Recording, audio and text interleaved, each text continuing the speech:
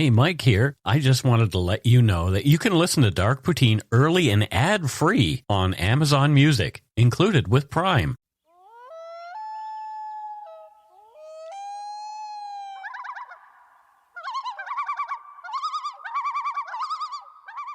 Hello and welcome back to Dark Poutine. I'm Mike Brown, creator and host across the table. As usual, my good friend Matthew. Hello, everybody. Hello, Matthew. Now, are you getting excited? We're going to CrimeCon in Vegas. I am. So we'll be there in Las Vegas with our own table on Podcast Row from April 29th to May 1st. And you can help us by getting your ticket for the event by using code Poutine at checkout. So you go to crimecon.com to get your ticket for the event and use code Poutine, all one word. Poutime. That is correct. I'm so excited. So am I. I asked my supposed boss for time off. There you go. And I'm like, because I'm going to be like doing a booth and talking to people about true crime. He's like, oh my God, you're a celebrity. I'm like, no, I'm not. But yeah. So does he listen to the show? Occasionally, yeah. Oh, so you want to call him your supposed boss? Oh, I call him that all the time. Okay. No, it's because I said, hey, we're the same age. And it's a really good relation. We work so well together. If it was a boss employee relationship, I wouldn't like it. I'm like, I'm your partner in making stuff happen. He's like, cool. Boss light. Boss light. He's a good boss. There you go. So yes, again, go to crimecon.com to get your ticket and use Poutine at checkout and come see us in Las Vegas, April 29th to May 1st this year, 2022. Oh my goodness gracious. I can't believe it's 2022 already. Anyway. The views, information, and opinions expressed during the Dark Poutine podcast are solely those of the producer and do not necessarily represent those of Curious Cast, its affiliate, Global News, nor their parent company, Chorus Entertainment. Dark Poutine is not for the faint of heart or squeamish. Our content is often intense and some listeners may find it disturbing. We're not experts on the topics we present, nor are we journalists. We are ordinary Canadian schmucks chatting about crime and the dark side of history. Let's get to it. Put on your toque, grab yourself a double-double and a Nanaimo bar. It's time to scarf down some dark poutine. Served piping hot. Well, it has to be. Otherwise, the cheese doesn't melt properly. This is true. Yeah. But you don't want the cheese curds totally melted. No. They still have to be kind of in the shape of curds. That's right. And squeaky. They have to squeak on your teeth. Exactly.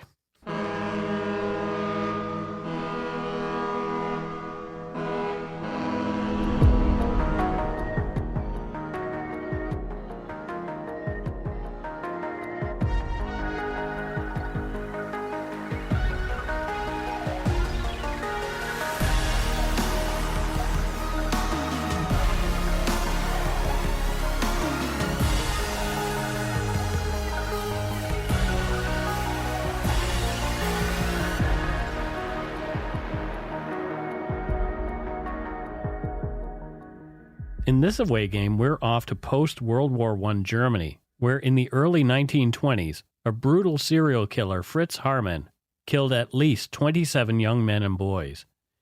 Many of his crimes, it appears, were committed to impress his lover, a man named Hans Grans. Although Haarmann admitted it was he who murdered and dismembered the victims, he claimed that in a few of the cases, it was Grans who chose who was to die. You are listening to Dark Poutine episode 205, Away Game, The Butcher of Hanover, Fritz Haarmann. We'll have a look at the brutal crimes of Fritz Haarmann in the first part of this episode. In the second part, we'll hear from true crime author Alan R. Warren, who's written a book on the case titled Butcher of Hanover. During the interview, Alan will be giving away several copies of his book for a few lucky listeners, so make sure you tune in. At the end of the First World War, Germany, having been defeated, was in transition. In November of 1918, Kaiser Wilhelm II abdicated as German Emperor and King of Prussia. With the imperial period finished, Germans needed a new means to govern the country. In February of 1919, a new constitution was adopted, ushering in the Weimar Republic, which was then in power until 1933 when Hitler and his Nazis took control of the country. Things were looking up for a time, but soon the economy took a sharp downturn. The country was hemorrhaging money thanks to hyperinflation caused by several factors relating to the end of World War I, including Germany's responsibility to repay war debts and make reparations to other nations. Out of all the change in the nation, the growing dark cloud of resentment also gave birth to a disturbing number of prolific and bloodthirsty German serial killers. These were the days of Peter Kürten, the vampire of Dusseldorf, responsible for numerous sexual assaults and at least 9 murders and another 31 attempted murders. Kürten claimed the sound of spurting and dripping blood excited him sexually, and he was a known blood drinker. Johann Meyer, or Stumpfarm, was a serial killer with 5 known victims, who prior to World War I had lost his arm in a quarry accident, thus his nickname. According to Wikipedia, as a murder weapon, Meyer used a carbine, and in later interrogations he described the crimes with a shot, a scream, all over. To disguise his actions, he separated the heads and limbs of his male victims and exchanged them. Karl Grossman, active between 1918 and 1921, murdered at least 26 women and girls and was suspected of as many as 100 murders. Grossman sold meat cut from his victims on the black market and may have sold some to unsuspecting customers from his hot dog stand at a train station near his home. In crimes committed between 1918 and 1920, Friedrich Schumann, aka the Terror of Falkenhagen Lake, a World War veteran, marksman, and Iron Cross recipient, committed 7 murders, 15 attempted murders, 5 arsons, 11 rapes, and a series of thefts and robberies. Also active at the time was the Sandman, Adolf Seefeld. Seefeld was a traveling watchmaker who poisoned and then sexually assaulted young boys in their sleep, killing at least a dozen. Although the exact date is disputed due to a lack of paperwork from the time, it is believed that Fritz Haarmann was born on October 25, 1879, to Ollie and Joanna Haarmann. The marriage between Ollie and Joanna was fraught with tension. Ollie was unfaithful, eventually acquiring the syphilis that would one day kill him. Did you know that syphilis was not effectively treated until 1943? Oh my goodness. I know. Until then, you essentially, if you got syphilis, you went insane and died. Well, there's actually a lot more to it. If you Google the effects of untreated syphilis, you'll see that there are some horrific things that happen to your body and your brain. Can you imagine living in a time when we didn't have the medications we have now? I can't imagine it. I mean, I wonder if these anti-vaxxers who get syphilis refuse treatment. Something tells me that's not the case. I bet when their private bits are at stake, they don't worry about having Wi-Fi or 5G in their penis. Yeah, well, that might help. I don't know.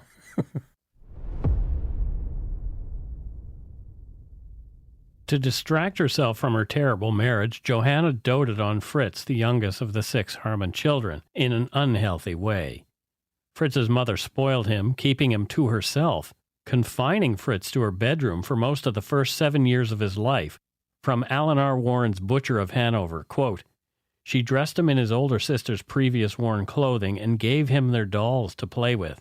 As he got older, she started to apply light makeup on his face and put ribbons in his hair.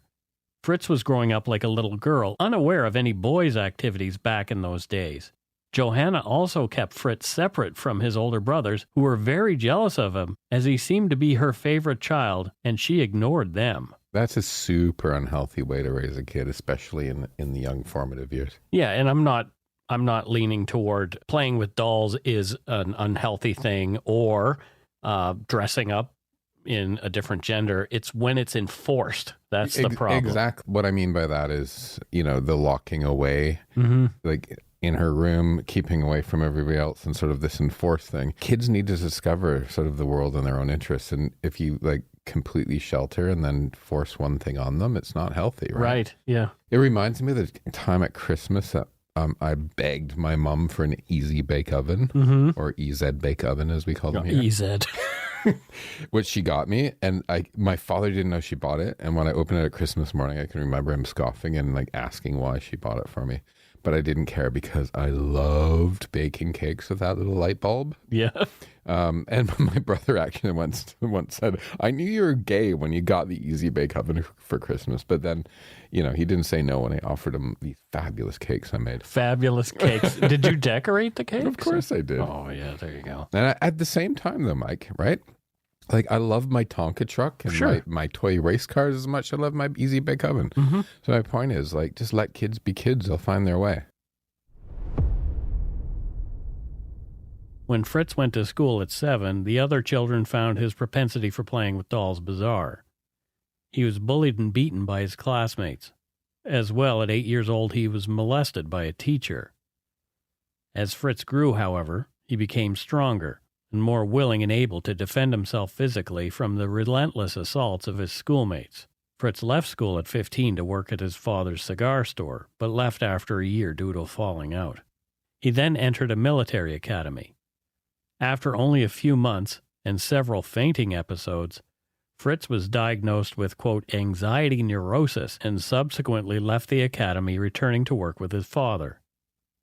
Soon after that came the first time Fritz was arrested for the sexual assault of a young boy. For the next year, he continued assaulting young men and boys after luring them away from public places using different ruses. Caught numerous times for these sexual assaults, Haarmann was deemed incurable and unfit to stand trial by the psychiatrist Dr. Gert Schumalfuls. Haarmann was sent to Hildesheim Mental Institute for an indefinite period. Less than a year later, Fritz's mother aided in his escape from the institution, and Haarmann absconded to Switzerland for a time, determined to straighten out his life and to stop his deviant behavior. In Switzerland, Fritz met Erna Loert, who became pregnant with Fritz's child, and the couple were engaged. All was the mama's boy, though. Fritz and Erna moved back to Hanover, Germany in 1899 so he could be closer to Joanna. From Alan R. Warren's Butcher of Hanover, quote, it's hard to say why. Perhaps a lack of good record-keeping within the military administration.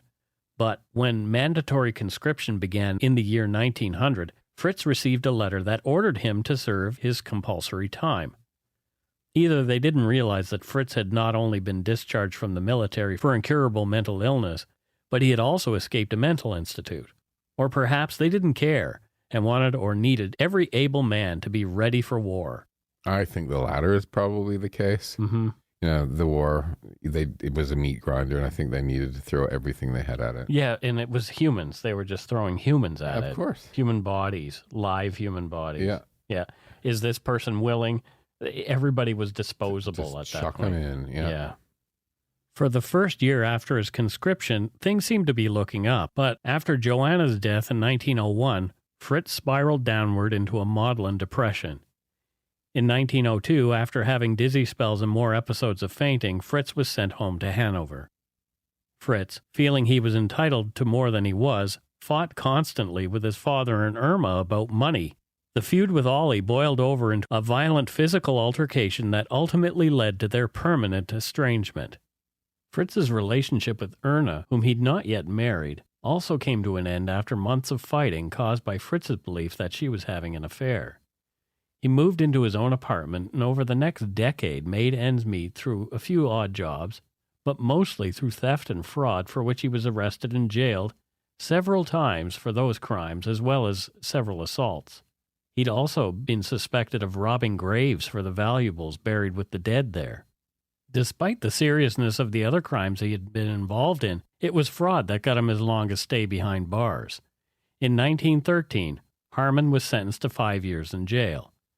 He spent the entire First World War in prison, sometimes on work release during the day, as there were labor shortages in Germany as all the free young men had gone off to fight in the trenches. After his release from prison, Haarmann returned to his criminal ways. Always a sly and quick thinker, after one arrest, Fritz cozied up to the police, claiming he could lead them to bigger criminals in the area by working on the inside. The police became dependent on him for information, and this kept him out of prison for a time. They even issued him a police identification card at his insistence. Haarmann believed the police trust in him made him powerful, and he used that edge to rat out competitors, always to his own criminal advantage. The ID card came in handy too for what he had in mind. Fritz eventually took control of the nefarious goings-on at the Hanover train station, a hotbed of criminal activity and his initial hunting ground. He was an odd character, in manner and appearance, according to an article by Alexander Gilbert. Quote, Haarmann's body was strong and coarse. It was also slightly feminine, and his speech was like the querulous voice of an old woman. The killer's almost constant defensiveness and embarrassment was reflected in his automatisms and stereotypes, the wiggling of his behind, the licking of his lips, even the constant blinking of his eyes. Haarmann loved, quote, feminine, unquote, pastimes, such as baking and cooking, but would smoke strong cigars at the same time. This is a very bad man. Yes. So I'm not defending him in the least, but I laugh about the concern over his masculinity or femininity and his pastimes. Yes. It's like an absolute obsession. And I know you're not obsessed with it. No. But what you're doing, like your research obviously showed that everyone wrote about this, right? Right. But this is why I'm including this story as something we can discuss for its problematic nature. Like all these people were like so like concerned about this stuff, and it has nothing to do with the fact that he's a sick serial killer, right? Right. So imagine imagine calling baking or cooking like a feminine pastime to like Gordon Ramsay or Heston Blumenthal. You'd get a bundt cake across the head. Right. Right. Or the flip side of that, you look at RuPaul, right? Who slays it, but is not a slayer. It has nothing to do with it. A sick bastard is a sick bastard if he's in a dress or a pair of overalls. It doesn't matter. Right. That's true. Yeah. It was at the train station that Haarmann began showing his police ID card to potential victims, attractive young men and boys, whom Haarmann knew would not have the correct paperwork to travel. He would arrest his target, taking him back to his residence with promises of food, a place to stay, and or a job of some kind. Haarmann's true motive was sexual assault once he had the victim alone. The first solo murder attributed to Haarmann on record came in September of 1918. Fritz met 17-year-old Friedel Roth at the train station with another man. He paid the two of them to have sex with him in a nearby park. In the weeks following, Fritz began bringing Roth alone back to his single-room apartment at 27 Sellerstrasse, giving Roth money or food as payment for sex. One evening, Fritz made a romantic, sexual advance toward Roth, but was rebuffed by the teen. Friedel claimed he was not homosexual, and as there was no money offered, he was not otherwise interested in Fritz sexually. This sent Fritz Haarmann into a violent frenzy. He brutally raped the boy. According to Alan R. Warren's Butcher of Hanover, during the attack, Fritz bit viciously into Roth's neck, ripping out part of Friedel's Adam's apple. Quote, Roth slowly suffocated and died on the floor while Haarmann continued raping him, end quote. It was much later when this incident involving the horrific biting of Friedel Roth's neck that gave Haarmann another nickname, the Vampire of Hanover. Roth's family and friends were worried about him after he failed to return home.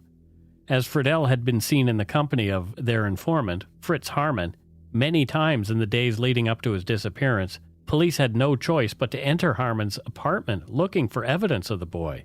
There was no sign of Friedel Roth, but there was another, younger boy, only 13, and almost nude in the apartment with Haarmann. Haarmann was arrested, but for the next year somehow avoided jail for the assault on the 13-year-old found in his apartment.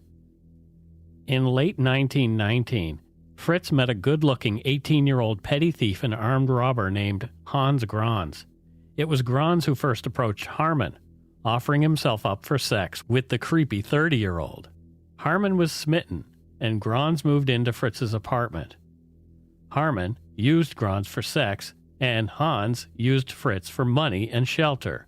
Interestingly, throughout their time together, Fritz allowed Hans to have girlfriends, as Grans claimed he was not homosexual and only having sex with Fritz for cash and a roof over his head.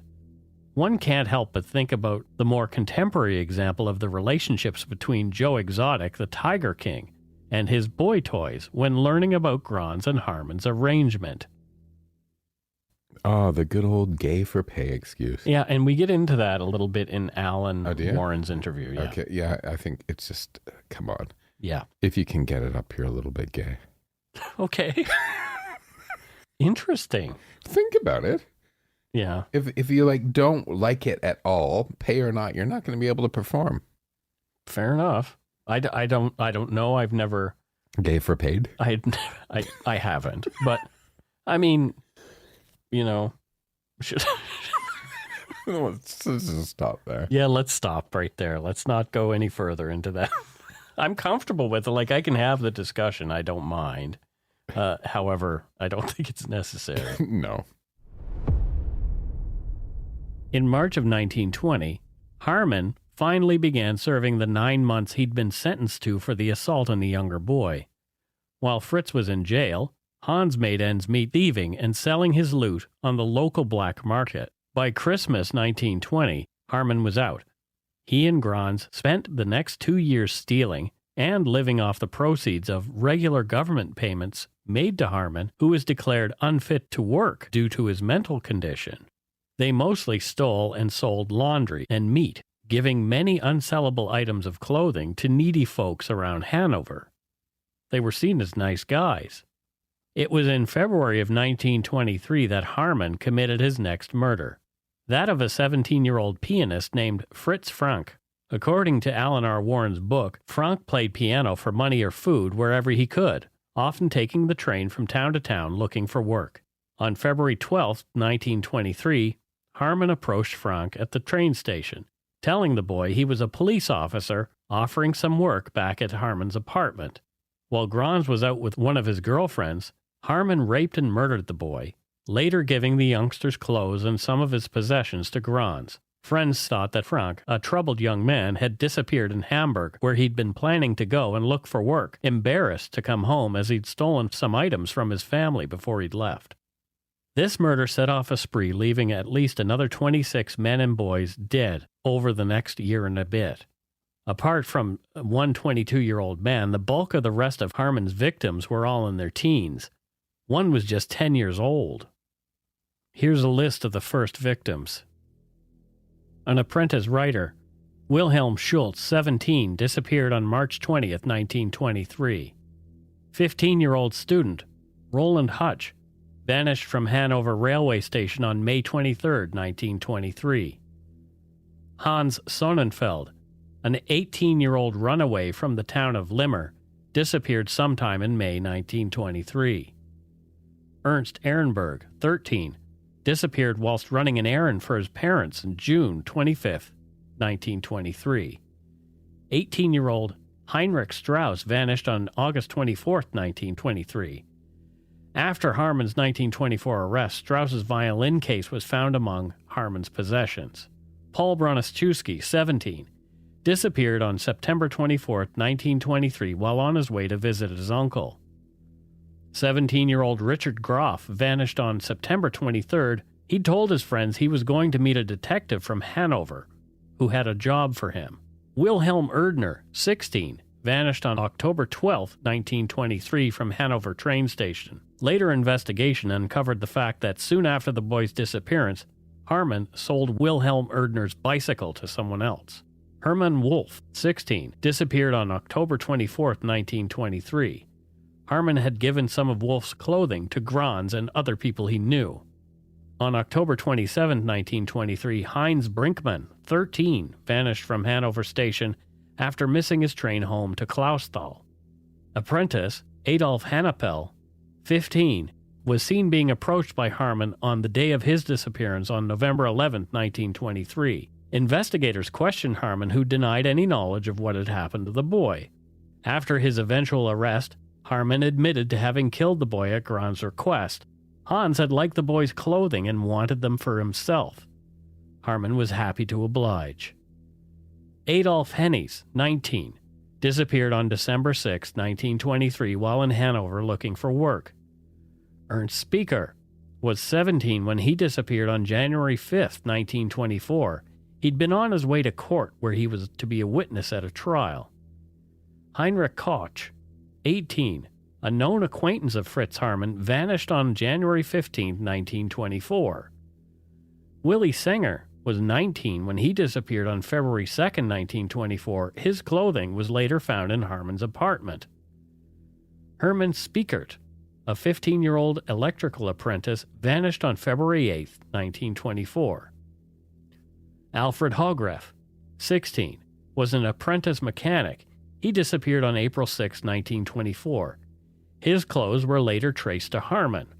Herman Bach, the oldest of Haarmann's victims, 22, disappeared in April 1924. Bach was last seen by his friends walking towards Haarmann's apartment. Haarmann again denied knowing anything about the missing man. Wilhelm Appel, 15, disappeared while on his way to work on April 17, 1924. Robert Witzel was 18 years old when he vanished on April 26, 1924. Haarmann later admitted to dumping Witzel's remains in the river Lane. Heinz Martin, a 14-year-old apprentice locksmith, disappeared from Hanover Station on May 9, 1924. Over these initial months of Haarmann's brutal serial killing spree, the people of Hanover felt as though they were under siege. As with many of the other known sex offenders in the area, and his connections to a few of the victims, of course, Haarmann was definitely a person of interest in the disappearances.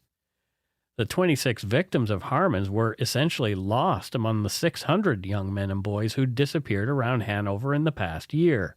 The pressure, however, mounted when the first discoveries were made. It quickly became clear that these people may not have simply run away. More than a few of them had been murdered.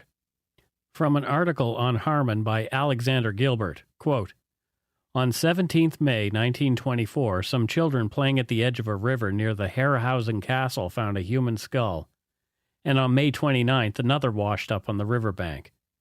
The town was sent into a frenzy on the 13th June, when 2 more skulls were found included in the river's sediment. An autopsy proved the first 2 crania to be that of young people aged between 18 and 20, and the last skull found from a boy of approximately 12. In all cases, a sharp instrument had been used to separate the skulls from their torso, and the flesh had been entirely removed. It was initially thought that the human remains originated from the Anatomical Institute in Göttingen, or that they had been flung into the river by grave robbers fleeing from capture. Yet these theories remained unproven, and the mystery gained further publicity when boys playing on marshland unearthed a sack containing human bones." End quote. The disappearances continued, and one name kept coming up after each one of them: Fritz Haarmann. 17-year-old Fritz Wittig, a traveling salesman from the town of Kassel, disappeared on May 26, 1924. Again, after his arrest, Haarmann insisted Grans ordered him to commit this murder and to obtain the boy's good new suit and possessions for Hans. Friedrich Ebeling was only 10 years old and Haarmann's youngest victim.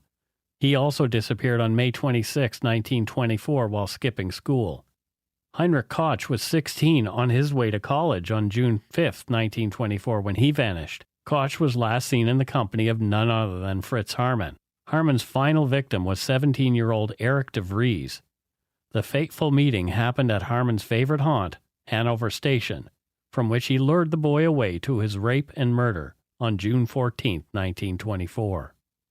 Police decided to have a couple of younger officers come in from Berlin to go undercover at the Hanover train station in an effort to get more information on cagey Fritz Haarmann and hopefully catch the suspected killer before he struck again.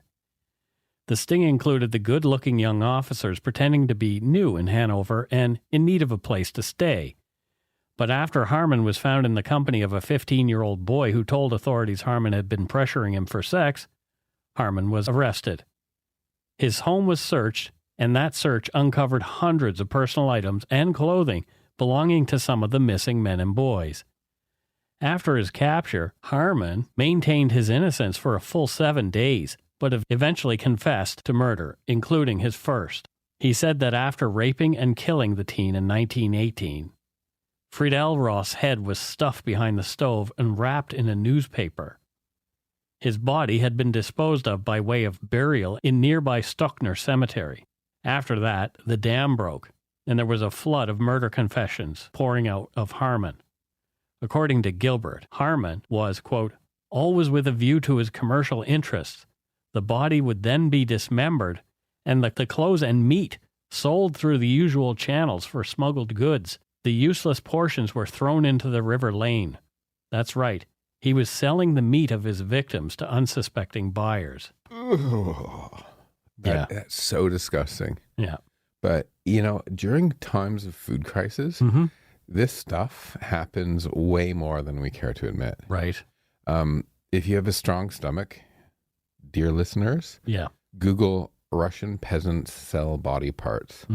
You'll find articles and images of people trying to survive in the 1920s when there was the famine, self-made famine, right? By selling human flesh in essentially out in the open market stall tables. Wow. And still looking, Google it if you want to, but honestly, it's really, really horrible. It's not like, oh, it's a piece of meat that I can't recognize. No, it's like a child's body. It's disgusting. I don't think that the people who were buying Haarmann's meat, though, were aware of what was going on, they serving just wanted out. Cheap meat, right? Right, exactly. Yeah. And it's so gross. Yeah, it is really, really disgusting.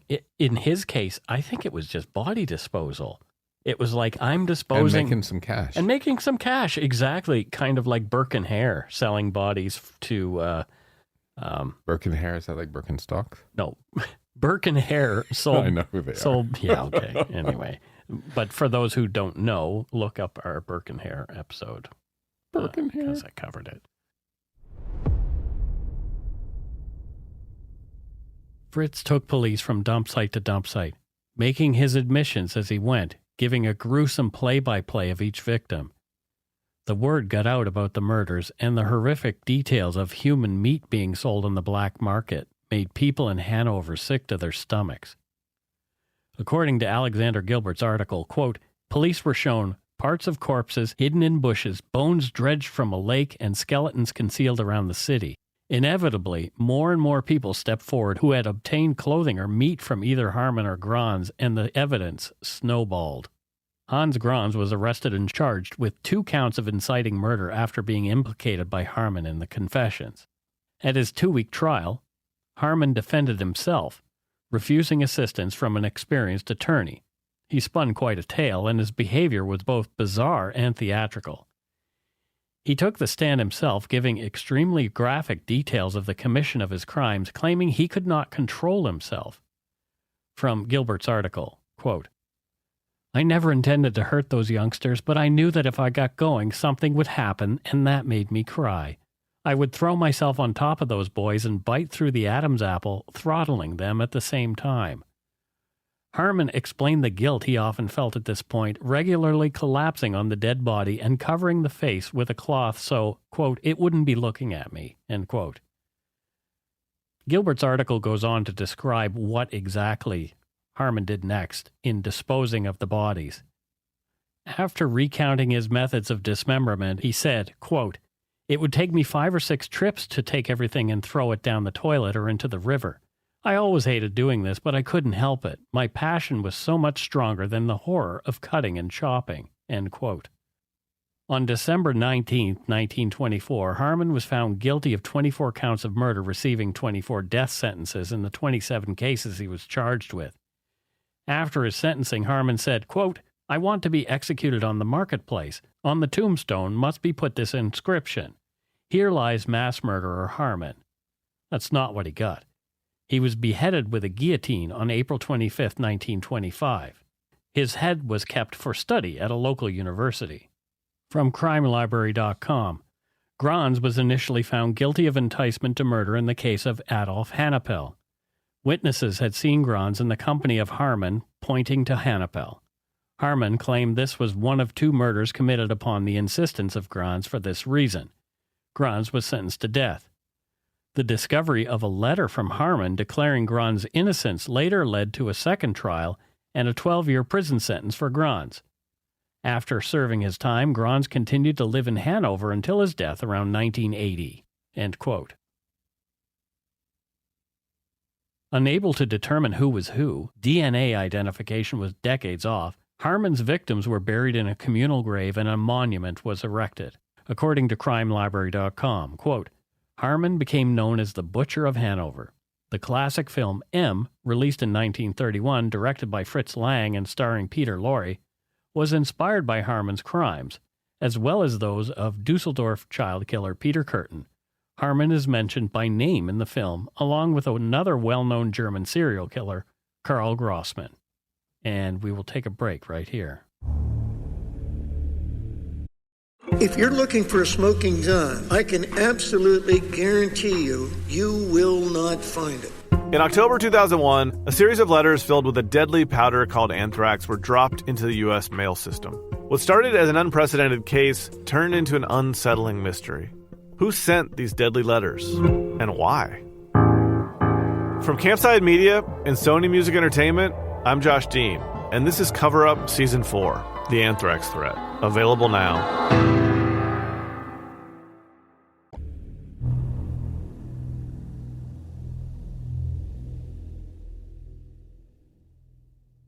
And we're back. Matthew, what are your thoughts? Oh, this is one of the grossest episodes ever. It is not It's just easy. The number of victims, what was done to them, and the whole selling the meat. Yeah.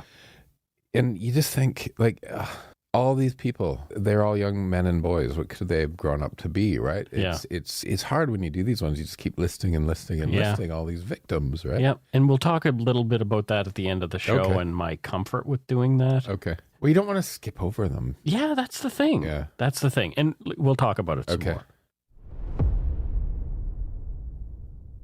Next, let's take a listen to the interview I did this week with my friend, true crime author and writer of the book Butcher of Hanover, Fritz Haarmann, book 2 of his Killer Queen series, Alan R. Warren.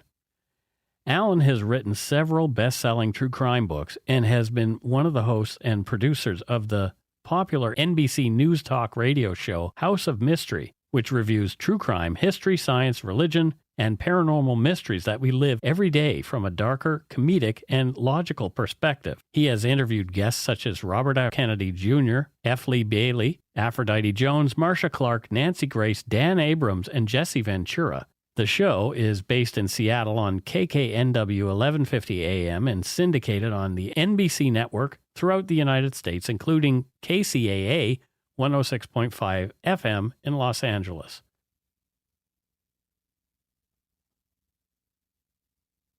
Welcome, Alan. I've been meaning to have you on the show for a long time, so I'm really glad that I could finally convince you to join us. Well, it convinced me. I'm always willing to be on the show. Come on. I know. I don't want to make it sound like you're aloof or... Well, I'm a celebrity. Are you? To my dogs think I'm a celebrity. Come there on. You go.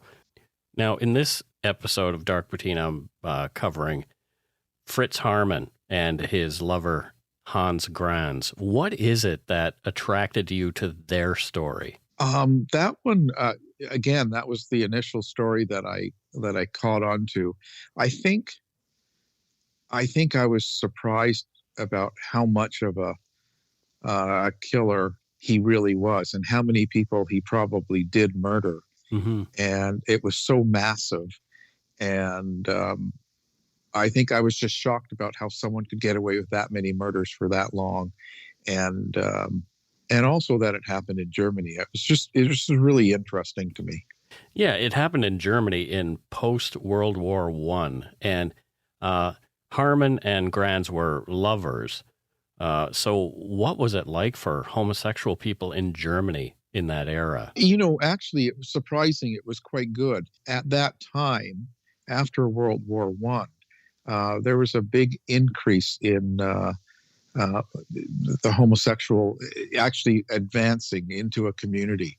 There was a lab, a science group that had formed, and they were studying sexuality, kind of like the Kinsey sort of thing. And they were very pro-homosexual and transsexual. And in fact, they had completed an operation from a man into a woman. and they had convinced the government to give passes out. So people that were men that were dressing like females, and there was the whole sexual aspect of it was kind of made legal in a sense, because he could give passes to any of these people that needed it. And so the cops would not be allowed to arrest anybody just because they were homosexual or transsexual. So that changed the feeling about gay people. You did mention in your book that sodomy was still a crime at the time? Yeah, federally it was still an illegal thing, but they had two things. They had that science group that convinced the government to let people go without being arrested by police. And the other thing was the emperor of the largest state in Germany had it was a scandal. There were 6 or 7 of his closest aides that were all homosexual. And this sort of became popular. So he was not anti-gay, so to speak. So when your king is pro-gay and the police aren't arresting you, there was a freedom that came, especially in the large cities. So you look at Berlin. Berlin became the capital of gay culture. There was clubs and cabarets and shows and theater, and everybody that had any kind of wealth or name all had to go and watch the gay burlesque sort of thing. That whole era in the 20s was fascinating. It was very much like the 90s in America, which is kind of crazy. This is a well-known crime this is a well-known crime at the time, but it's essentially gone away in the public consciousness. Like, although Haarmann's crimes are just as horrific, what do you think gives stories like H.H. Holmes and Jack the Ripper more staying power? Jack the Ripper might be a bad example because, that case is unsolved, but why isn't this case and many others like it historically, why aren't they more popular? Why don't people talk about them as much? Well, it's just the transfer into English. Most of Haarmann, if you're in Germany or Austria, everybody knows Haarmann. Everybody knows the Butcher or the Vampire of Hanover. That's a very popular thing in mainland Europe. But because there's never really been a translation of any of the books or movies or shows that they've come across, they've done about this case, has never been made in English. So when you get into Jack the Ripper and you get into H.H. Holmes, there's so much American media that's covered it, and there's tons of programs and people talking about them in English running in America. I don't know why no one in America or even the UK has jumped on this case, because it's a fascinating case. And I think it would be something they could make great TV shows and movies about, but it just hasn't been done. Like you mentioned, that it's a massive case and there's a huge number of people. I mentioned it at the beginning of the show, 27 at least young men and boys that this guy killed. Yeah, he said at different times throughout this whole trial period of time, anywhere from 100 to 150. He's thrown out all sorts of numbers of how many people he's killed. And there were plenty of bones and remains that they never did identify. So who knows what the number is? Wow. I'm really fascinated by these historical cases, and a lot of true crime seems to cover only contemporary crime. What are some challenges that you have when writing about stories that are from days of yore, gone by? Well, the biggest thing, of course, is there's no witnesses. There's no live testimony. There's nobody to talk to. There's no prosecutor. There's no direct information. So you have to go back into the old newspapers. And the biggest challenge is finding newspapers that cover that time period, and finding them, especially with COVID, digitally. And so you join a lot of groups, you get a lot of papers. You see, because you can't just go with one paper. You can go with Chicago's newspaper. You can go with New York. You got to go with, in Germany, you got to go with Hanover, and then you got to go to Berlin. You take all of these cities, and then when you do find them, with the Hanover case, it was all in German, so you have to translate everything. And Wow. They see the newspapers back then, if you ever looked at old papers, and covering a case from the 20s, even in America. There might be a paper and you get the headline for that day and it covers your case. But when you go to look through the paper, they got pieces of the article scattered everywhere.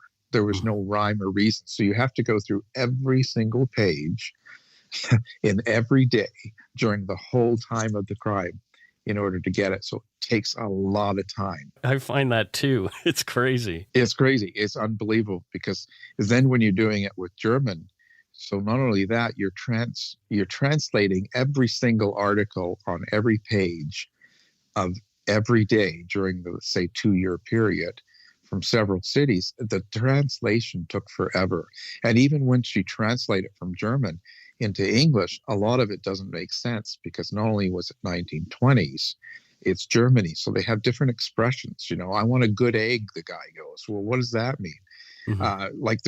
They have different expressions. And when you translate it right into English, it makes no sense. So then you have to talk to someone who's German to try and help you understand what they're trying to get at in some of the things, so that's the biggest challenge. I mean, those are challenges that I see too. And a lot of these cases that are lost to time, I found that some of the facts are lost to time too. Like different newspapers will have different stories that contradict each other fact-wise. Oh, it's terrible.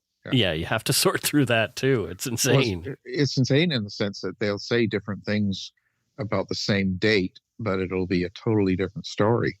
Mm-hmm. They can tell you different facts. They could say, well, it was a 14-year-old boy and it was a 16-year-old. The next paper said it was 15. Yeah. It's really strange how that goes. That's sort of why you got to go with more than one. Mm-hmm. You got to go with as many copies of these papers as you can get. Butcher of Hanover is book 2 of your Killer Queens series. You started the series with Leopold and Loeb, the story of Nathan Leopold Jr. and Richard Loeb, 2 wealthy University of Chicago students who in May of 1924 kidnapped and murdered 14-year-old Bobby Franks.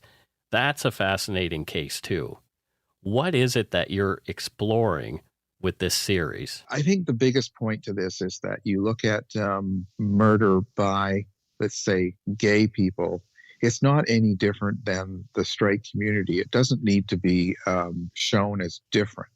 Mm-hmm. Like with Leopold and Loeb as a couple that would go out and murder someone.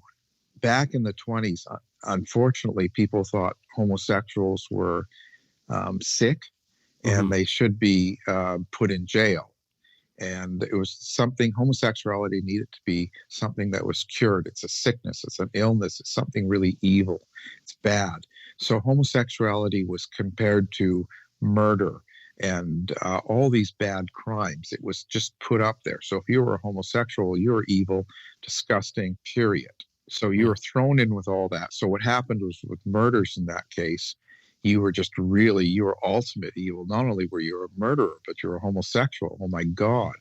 So they were just thought of as the lowest of low. And what I'm hoping to do is to show that they were just 2 guys that happened to like to be with guys that wanted to murder. Their sexuality had nothing to do with the actual murder itself. Mm-hmm. And in fact, that was a perfect case because those guys didn't go after gay men. They weren't trying to kill someone that they wanted to have sex with. They weren't trying to kill their father or their mother. There was none of that. They didn't care who they were going to kill. The sexuality, in essence, directly had nothing to do with the victim. Yeah, theirs was a murder for money, right? Like a kidnapping. Sort of. The reality was the one guy loved committing crimes. He loved to do things. He got a thrill out of it. It turned him on sexually to commit a crime, whether it be burn a place, steal money, or kill someone. The more of the thrill he got of it was because the higher, the more violent the crime was. Whereas the other partner, Leopold, was not about that. He was about sex, period. He liked to manipulate Loeb into these criminal situations because they would have really good sex. And the more intense the situation, the better the sex. So when they go out and rob someone in a park, it would be good. When they go burn something down, it would be better. They go kill someone, it was totally intense. It was the best sex ever. So in Leopold's mind, it was about getting Loeb charged, getting him aroused. In Loeb's mind, he would relive these crimes in his mind, and it would just be the ultimate rush. See, so this was a mental illness, but it wasn't about, look, I'm trying to say, well, we can't, the old blame was because they were homosexuals they were killing. That's not the case. They were killing because they had mental illness. There was an issue. Mm-hmm. They had some sort of paraphilia. Yeah. Violent acts turned them on. And I'm trying to compare it to straight couples. Mm-hmm. There's killer couples, Bernardo, and there's tons of these couples that have committed killings and crimes as a couple, thrill killers, they call it. But it isn't because they were straight and having sex. You know what I mean? I'm trying to make that focus that, look, it really makes no difference. Haarmann and Grans are essentially doing the same thing that Leopold and Loeb were doing. In a sense, they had a different kind of idea. Haarmann was much older, not as attractive. Grans was very young, sexy, and Haarmann loved him, overly loved him, and would do anything for him. Grans took advantage of that, and it would come to the point where they would be at a rail station. They'll see a young guy. He's wearing a really nice suit. Grans would say, "Oh, I want that. I want that." They would take the guy home in offer of a meal or job or something, and of course they would kill him. And Haarmann would take apart the body, dispose of it, take the clothing, and give it to Grans. So the idea was he was killing for Grans's needs. And, and it wasn't about sexuality in the sense that Grans still had girlfriends. In fact, he had a regular girlfriend that he lived with at the time. And he, right to the end, said that he never was gay. He was just selling his body to achieve money and items. It didn't matter to him. Gay for pay, right? Well, yeah, and this goes on today. That's not an unusual trait. And back then, that's how he met Haarmann, was he was selling himself on the street. So will there be any more Killer Queens books? Is this the end of the series? I'm not sure. I've got a third one that I worked on, and it's covering the grinder serial killer out of the UK, Stephen Port, only because I did a short book on it before, and I have a lot of information, and it kind of fits in with this. I think the whole series is kind of showing how society responds to murders around the gay community and how it affects the case so much. In both those cases that we talked about, they had such a different response in the communities, and so much of the way people feel about gays sort of made how that case ended up and how it's treated. And I think The Grinder is another one. It's more modern times, but it's still going on. The police didn't even look after it or look into the cases until there were already 5 murdered, because in their mind, they were finding dead gay men in the park in London, and they just thought, well, they're just drug addict homosexuals, who cares? And so they just put it down to it's just another homo overdosing. It's like the MacArthur murders here in Canada, gay men going missing and people not looking for them because they're gay men who went missing. Typically gay men of color in that case. Yeah, and there's this, and it's not really society. Society has a better opinion, but it's just there's a lot of people in the policing at this particular time, and certainly in London, that particular case, that were just kind of, just another one. They didn't care. And it wasn't until a lot of pressure was put on them about the 5th murder that they actually had to, because it got to the media and the press and all over the TV. They felt an obligation to go in and find out. And then they found out there was a lot more. There was a serial killer going on. It shouldn't be that way. And by all means, I'm not making any statement against the police or any statement against anybody. What it is it's just kind of, I go to the bare bone facts and go, this is what happened. This is how long it took. This is it. And it's kind of, I'm trying to look at the whole societal impression of homosexuals and how they will treat them in cases of crime, such as murder, and how much it affects the outcome. We saw that in the Versace murder as well with the spree killer Andrew Cunanan. Right.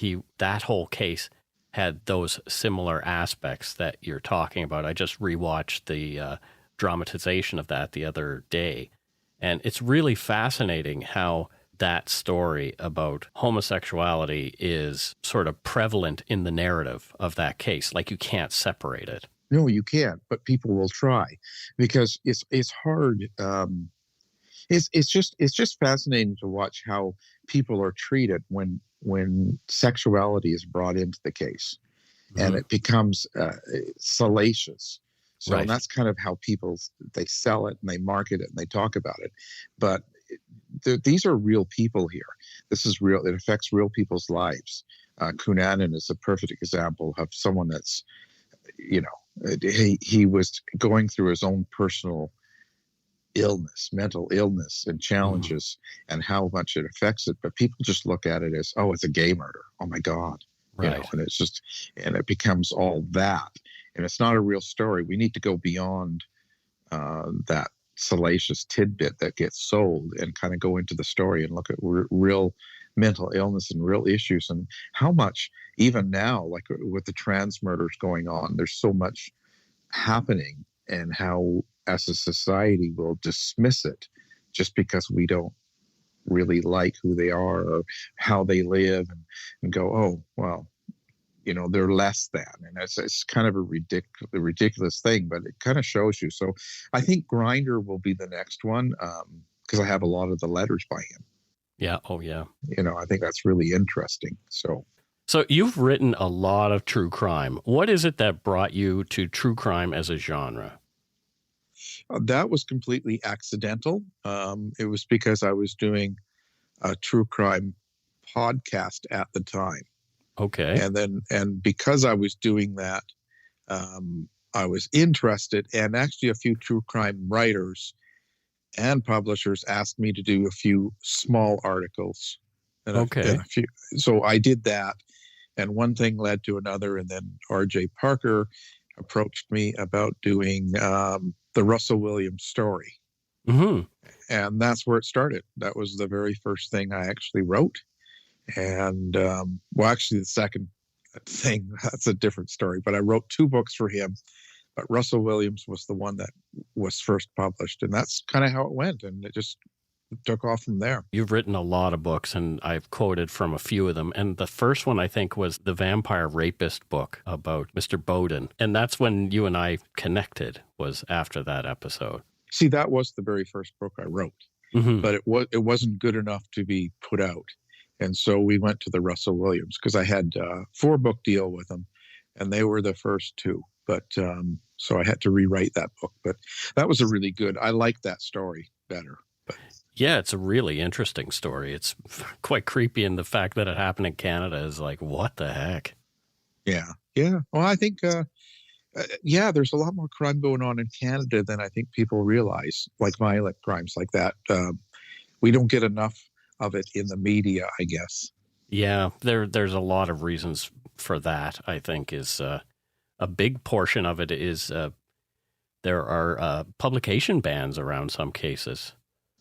Oh, I think that's the primary reason, and in a way, I think it's good too, because I do think we have a much nicer society than, let's say, America, and a lot of it is to do with how much of that is brought to our entertainment. Do you have a favorite among the books that you've written? And if so, why? Oh, no, a personal favorite, no.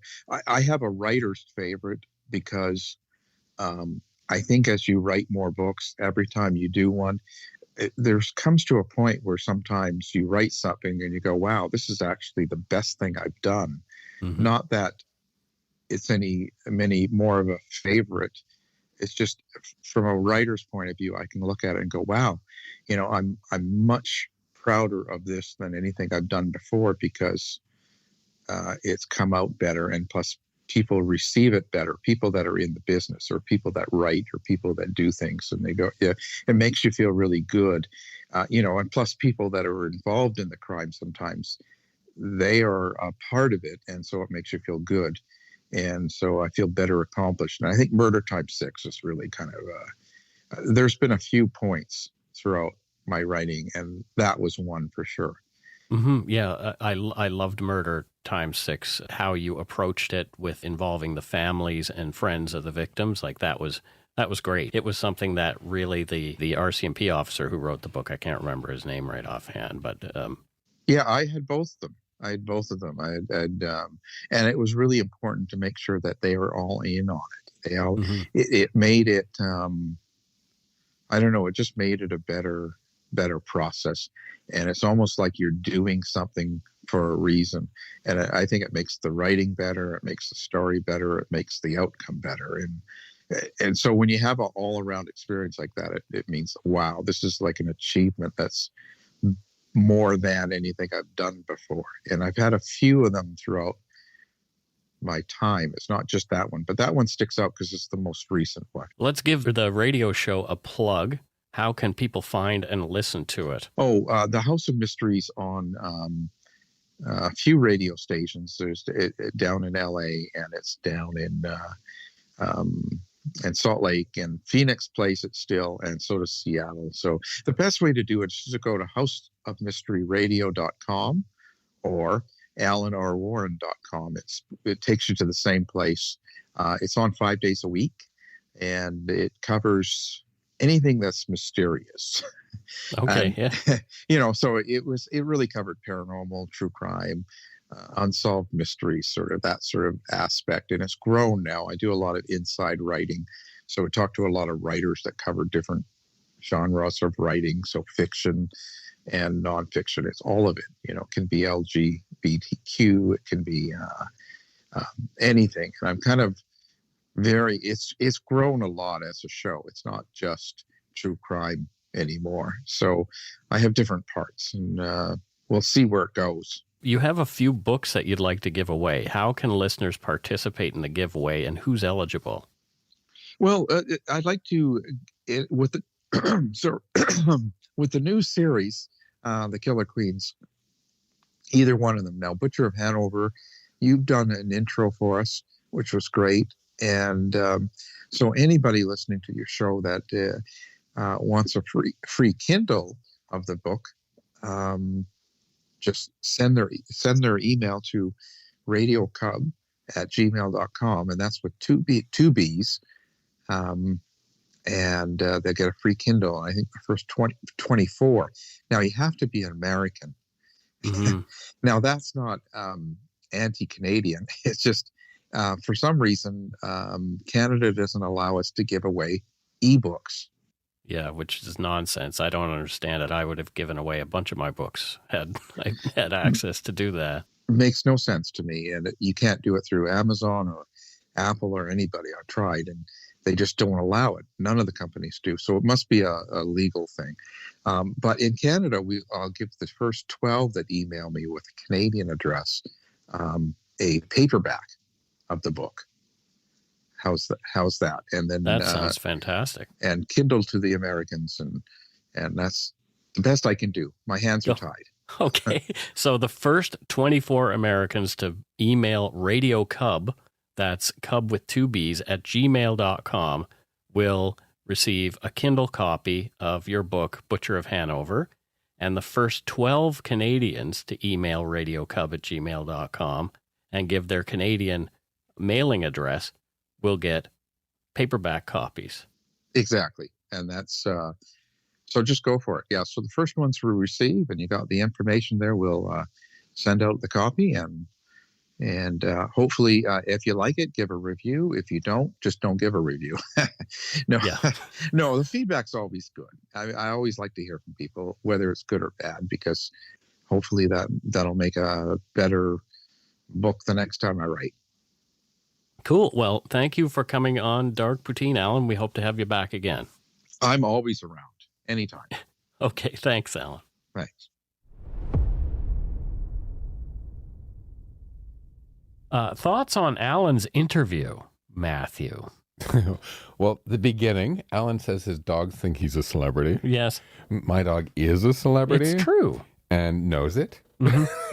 So I'm living my celebrity life vicariously through Steve. Yeah. But no, I agree with everything that he's saying, really. I think we started talking about it at the beginning. Yep.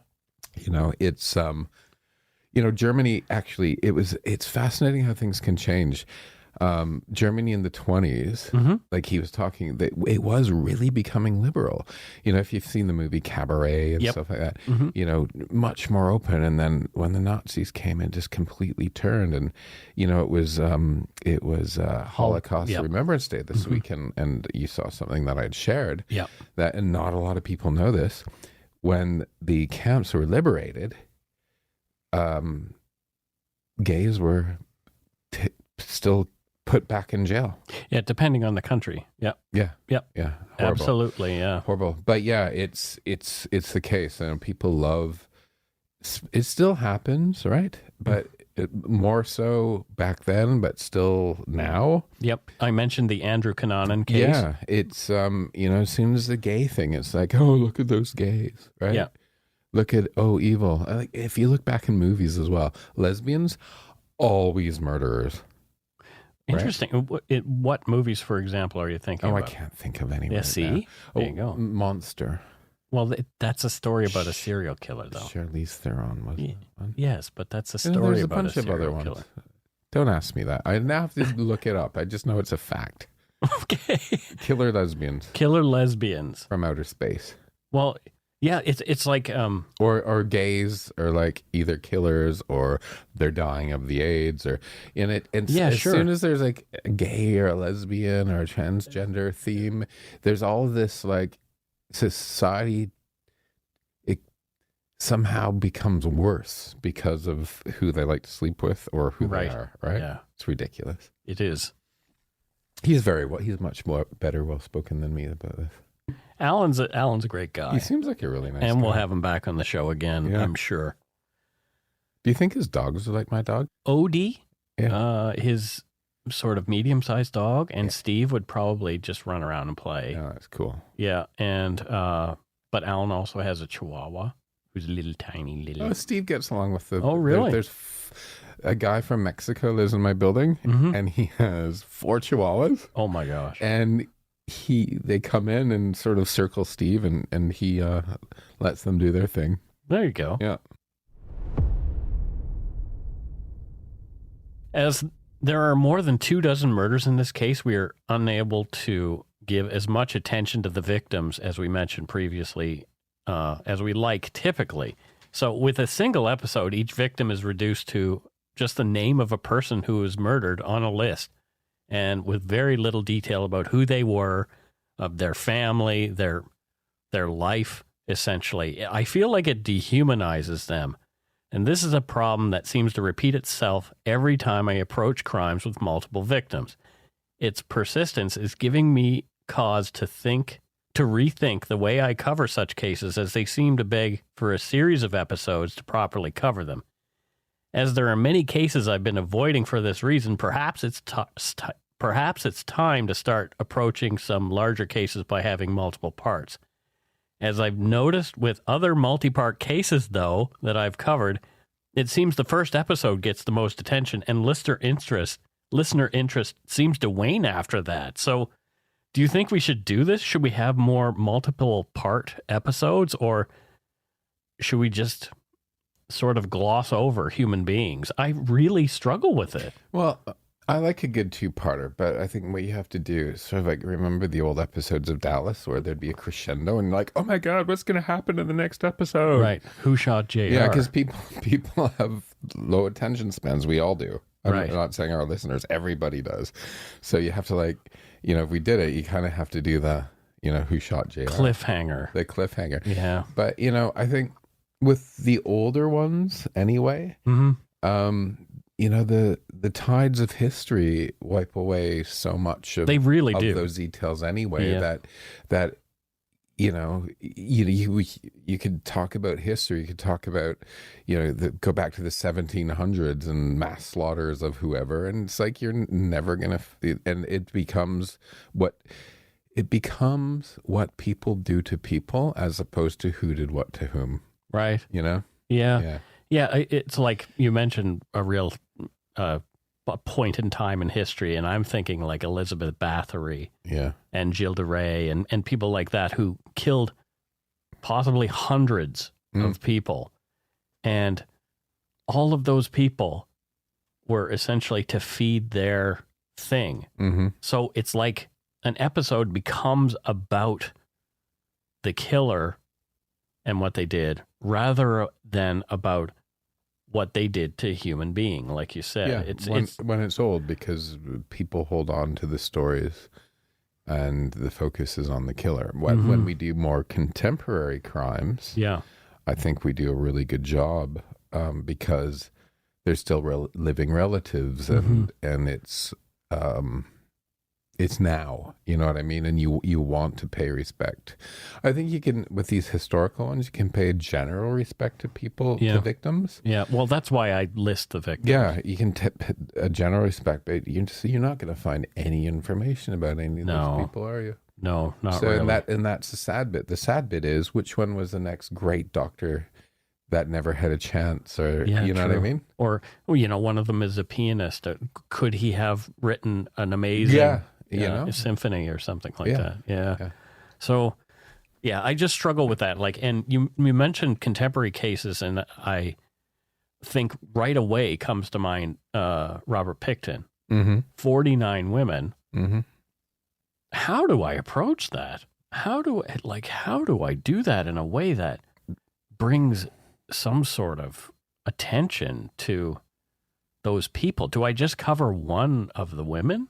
I mean, I think in your heart you'd want to do 49 episodes. Yeah, to make sure you honor each one of them. That's the problem that I have with it. Yeah, and I think people are like, Mike's banging on about that. It's a good thing that you're a sensitive guy, though.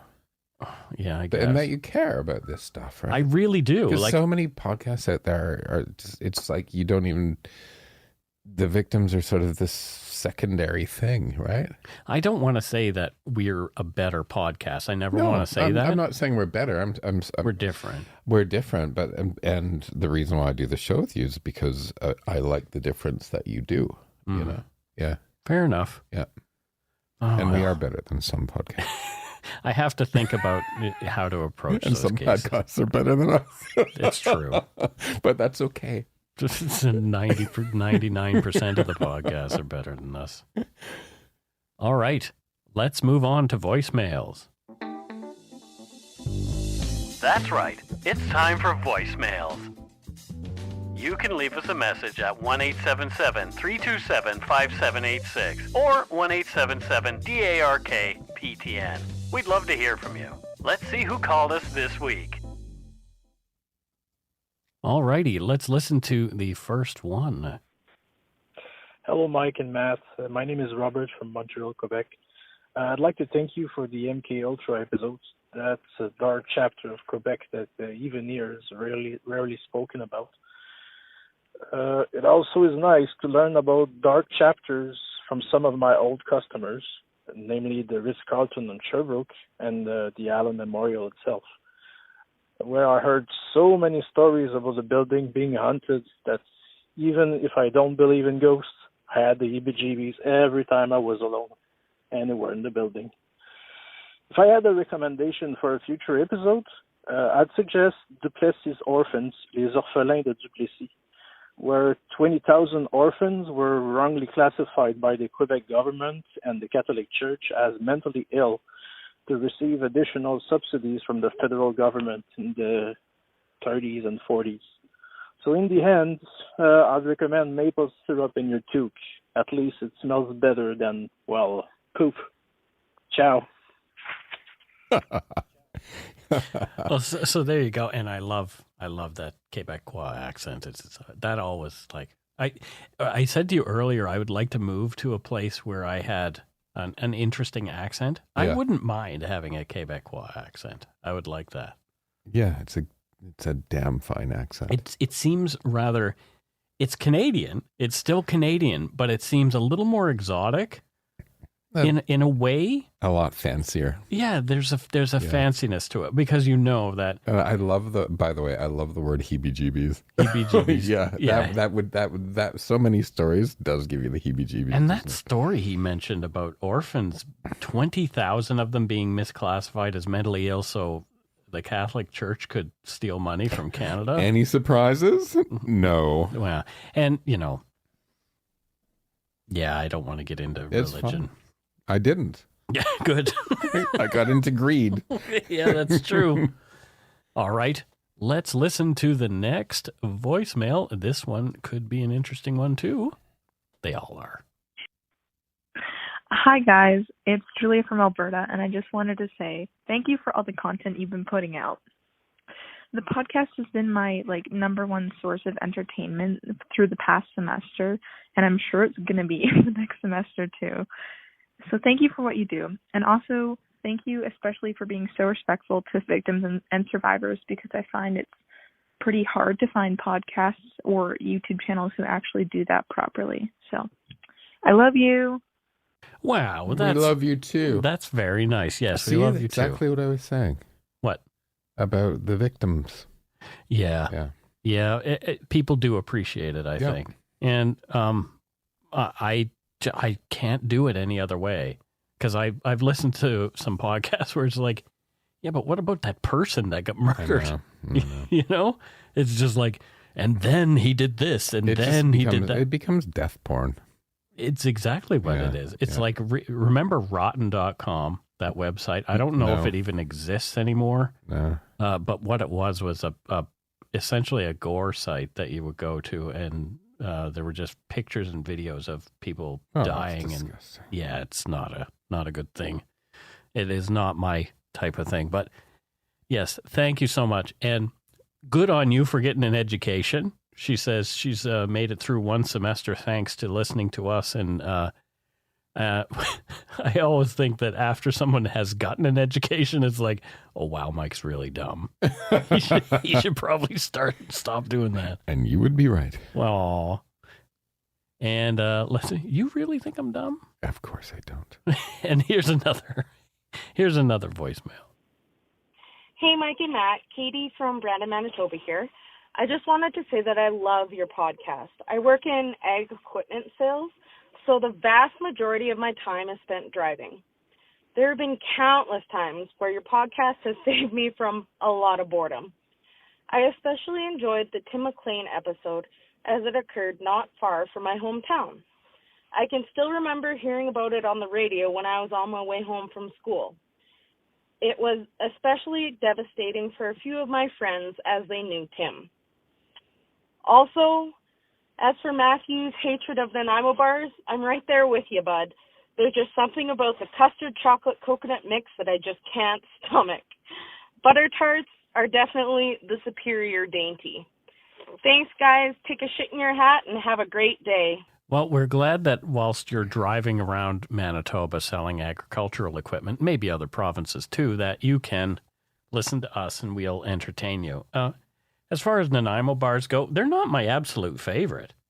They're just not. I mean, they are a treat that I enjoy, but they're not my favorite. They're too sweet. Yeah, I like eating treats that are so sweet my teeth feel like they're going to fall out. The Nanaimo bars do that, don't they? They do that. There's literally, you can feel the trip to the dentist coming when you eat them. Mm-hmm. There weren't a lot of Nanaimo bars or butter tarts growing up for me. Really? We had mincemeat tarts, which are interesting. They're a little... Oh, we it's so funny. We had butter tarts, and my grandparents' last name was Buttery. Oh yeah, so we always called them buttery tarts. Buttery tarts. But they were huge in our family. Yeah, we didn't have that kind of thing growing up. I don't recall. The big dessert for us was apple pie. You know, just grandma's apple pie, or ours was pumpkin pie. My grandmother made a lot of ginger snap cookies. A lot. So I used to stop in with my friends on the way home from school because my grandmother's house was halfway between home and school. Like My school was exactly 1 kilometer away from my house, straight on a street. So it took probably like 15 minutes to walk. And we would just stop at my grandmother's house and fuel up. Ginger snaps. Fuel up on ginger snaps and root beer. Whenever my mother lost her temper with my brother and I, her name's Ginger, we'd yell, "Ginger snaps!" and then run. Oh, cruel bastards. And let's listen to one more. Hi, this is Laurel from Oregon. I just love your show. I fell a little behind on episodes while traveling recently, so I just got to your Remembrance Day episode. As I mentioned, I'm an American, but I do have a connection to Canadian Remembrance Day. My grandfather and his family moved to Canada when he was a child. I have a great photo of him as a teenager harvesting wheat on the Alberta prairie. My other prized photo of him is in his Canadian Expeditionary Force uniform. He served as a sapper during World War I. As I'm sure you know, sappers dug tunnels on the front, and it was one of the more dangerous assignments. He made it through the war safely and then caught the 1918 flu while in England. Fortunately, he recovered and made it home, as otherwise he never would have met my grandmother and raised 10 children, including my mother. So keep up the good work, and as an honorary Canadian, I feel free to say shit in your hat. Bye.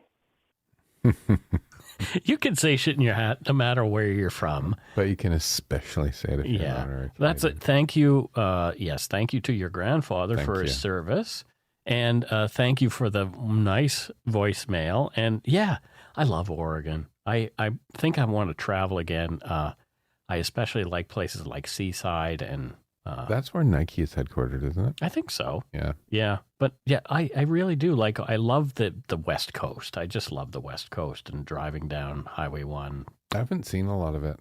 Oh, I've only been here for 6 years, right? Yeah. And 2 of those has been COVID times where we can't go over the border. Yeah. I've been to Seattle a few times, which I really liked. Sure. But I haven't been to Oregon or anywhere else. So take the train from Vancouver to Portland. There is a train. Okay. And you take the train, I think it's the Cascades line, I can't remember which, but it's a great ride and takes you through some beautiful vistas and that kind of stuff. In Portland, rent a car, right, and drive down the number 1 highway to California along the coast, and make sure that you stop at San Simeon, which is where William Randolph Hearst's castle is. Okay. Hearst Castle is a fantastic the Hearst sort Castle. of side trip. So okay. Yeah, it's great. I love it. Check that out. Yeah, you got to see more of the West Coast because it is beautiful. And that's it for voicemails. That's it for this week's voicemails. Again, you can leave us one at 1-877-327-5786 or 1-877-DARK-PTN. We'd love to hear from you, even if it is just to say hi and to tell us to go shit in our hats. If you're stumped for what to chat with us about, a quick story is welcome. It is now time for our Patreon shout-outs for the week. I'm looking forward to this. First up, we have Wendy Rashid. And I don't know where Wendy's from. Hello, Wendy Rashid. I don't know where Wendy's from. I know, but I'm not going to say. Yeah, well, she is a Yumberyarder. She's a Yumberyarder. Yes. She's fabulous. So I'm gonna put Wendy in South Beach, Miami. South Beach, Miami, which I think she'll appreciate. There you go. I like Miami. I was watching some architectural shows about Miami the other day. I'm big into architecture again. You know what? Did you know I used to have a place down there? No. In the Portofino Yacht Club on Alton. So the south end of South Beach, just right near Government Cut, if anyone knows South Beach at all. Yeah. Oh, wow. Yeah. It used to be fun. So what does Wendy do there in South Beach? She directs the ships that go through the Government Cut. Oh, okay. Yeah. There you go. So it's called Government Cut because they actually cut through the land to make... Okay. So cruise ships and other ships could go through. So she's a flagger. She has flags to make sure that it doesn't hit because there's a restaurant called... It's a steak restaurant, but the ships go like right beside it, and she makes sure that it doesn't. They don't smash into the restaurant. Oh well, you wouldn't want to smash into a steak. Well, I would actually not mind smashing into a steak restaurant. It's called like Sazinski's or something. Yeah. Like I don't know. I've never been to Miami, I don't think. No, maybe I was once. Take me to Miami. Next, we have Paul Cavan or Cavan. Where is Paul from, Matthew? Soho. London, the London one. Oh, the London one, not the New York one. No. And what is Soho and London like? I don't really know anything about London. Oh, really? Other than it is okay, the place Soho, where the Queen lived. West End, so lots of theatres. Okay. The John Gielgud Theatre, etc. Oh, John Gielgud. Yeah. It used to be sort of the gay village as well, but that's kind of moved just oddly right across the gay village. A lot of the gay parts of London moved to just across the street from MI5. Okay. Yeah. And do you know why it's called Soho? It's because they're all in love with... Yeah, with the spies. Do you know why it's called Soho? No. Do you know why New York Soho is called Soho? No. So in New York, it's south of Houston. Okay. Right, so it's below Houston Street.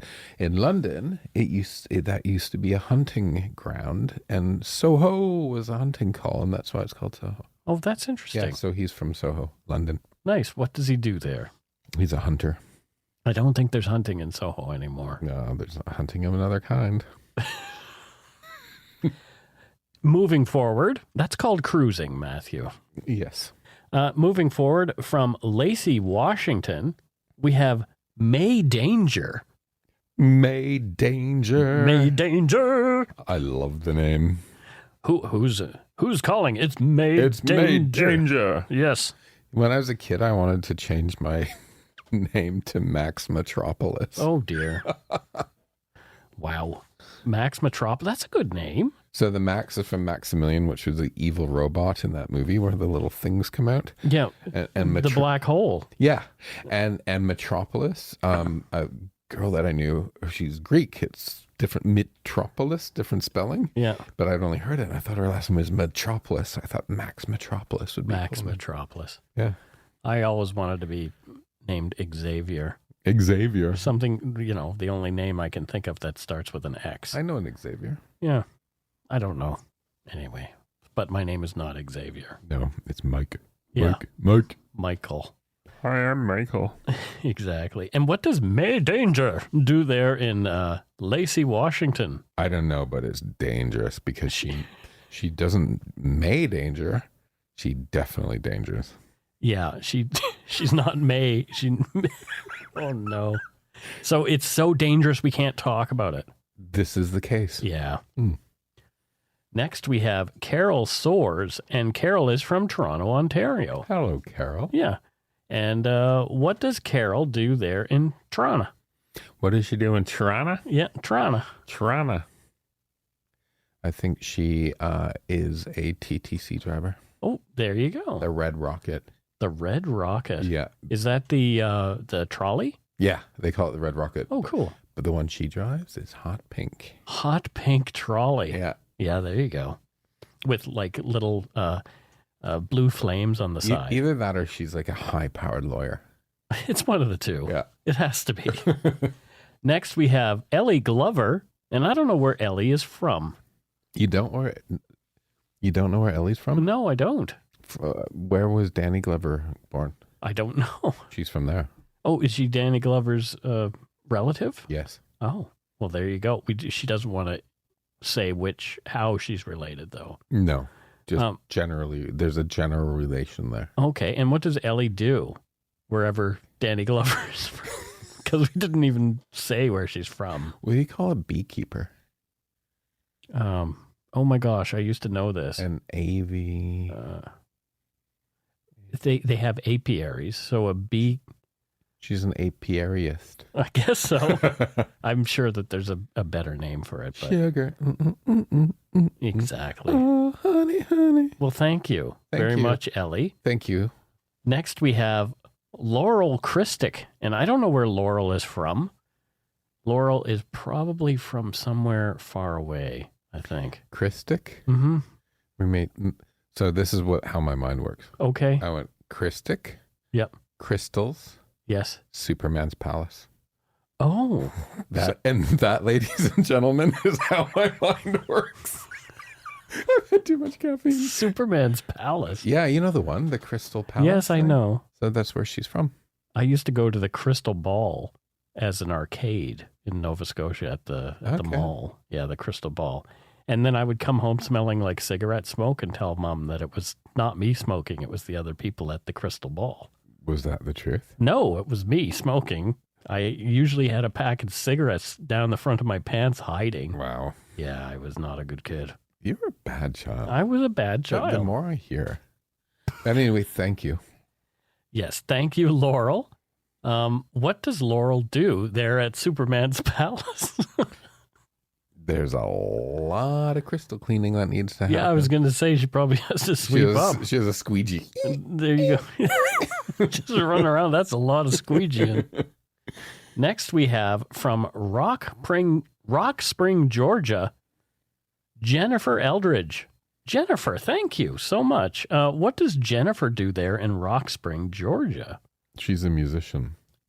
Oh, what does she music? She's a, what do you call that? Guitar. Oh, what do you call that? Six string. Oh, 6-string. Okay. Yeah. Can she play anything else? Is it just like acoustic or rock or what is it, like electric? You know the Georgia Sound? I do. A lot of like really cool bands. She's one of those. Sort of that kind of, yeah. One of those. She was the session player. Oh, nice. For years. Then she formed her own band. Nice. Called the Rock Spring Eternals. Edmund Rocks. Wow, that is actually quite an interesting and good name for a band. I'm sure there is one. I just made that up. Well, and they'll sue us for saying that she's in the band. No, Who cares? No, they won't, because she's such a good guitarist. Yeah, thanks, Jennifer. That they would be lucky to have her in their band. There you go. Let's move on to PayPal. Thank you, everybody. All right, we have a couple of donut money donors this week.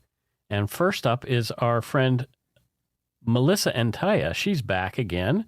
She says, "Hey, Mike and Matthew, Melissa again. I got caught up and heard episode 203 with my donut money shout out. So she thought she'd do it again. Sending love from Kitchener, Ontario, dreaming about my Salvador Dali Museum in Florida, lol. I started listening from episode 1 back in October while painting my basement, as I could only sing along to so many 90s playlists to get through my daunting task. So glad that I found the podcast. It's awesome. And if I have a record for listening to all 203 episodes in 14 weeks, #winning. Can't wait for more episodes. They keep getting better and better, and I will now always picture Southern Ontario as an elephant. Thank you, Matthew. Elephants are my favorite. Mine too. Glad you also share my hate for Uggs and Reba McEntire. Much love. Your book is fabulous too, Mike. P.S. Go shit in your hat. Nice. Go shit in your Uggs. Yeah, so we know that she's from Florida, although she's from Kitchener, and she works at the Salvador Dali Museum. Yeah. Yeah, so interesting. Kitchener. So thank you again, Melissa. That is awesome. I love that she's listening to 90s playlists though. Well, yeah. But there's like that you can dive into like different 90s playlists, which are fun, right? So you can do like, rock or pop 90s, or you can do sort of dance or trance, or I like the experimental and sort of industrial stuff from the 90s. Einsters and the Neubauten. Yeah, exactly. Kind of late 80s, though, aren't they? Yeah. Well, no, they were into the 90s. Okay. Yeah. So collapsing new buildings. Front 242 and oh yeah, remember 242? Yeah. I love that stuff. So next up we have Karthik Dayala, and Karthik, I don't know where he's from. But let's take a wild guess, Matthew. Where do you think this guy is from? Southall, London. Okay. He sounds like the name Indian, I think, probably.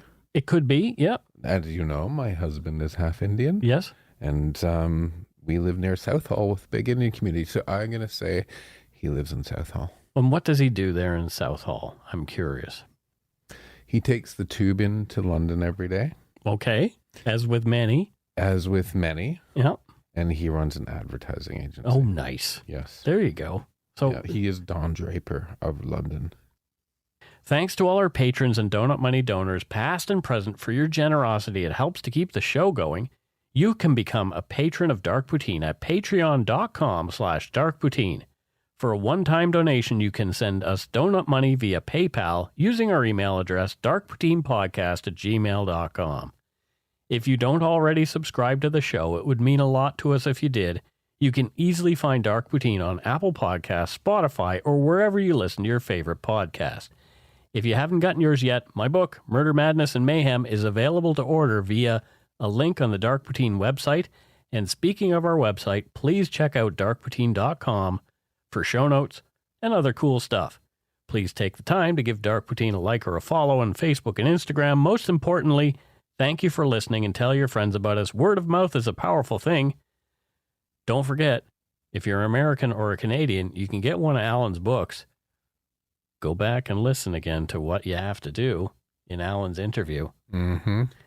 Until we return, don't forget to be a good egg and not a bad apple. Paw to bad apple. Paw to bad apple. Bye, folks. Bye.